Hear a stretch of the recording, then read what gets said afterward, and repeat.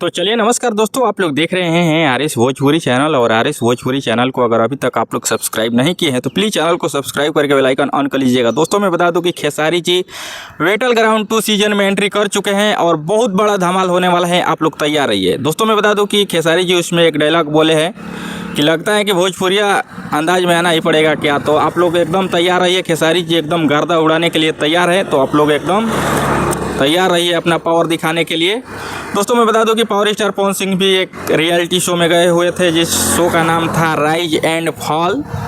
तो देखते हैं कौन किस पे भारी पड़ता है। आप लोग कमेंट करके बताइएगा कि क्या Khesari ji rise and fall Pawan Singh के रियलिटी शो पर भारी पड़ेंगे या पवन सिंह भारी पड़ने वाले हैं खेसारी जी के बैटल ग्राउंड 2 सीजन पर।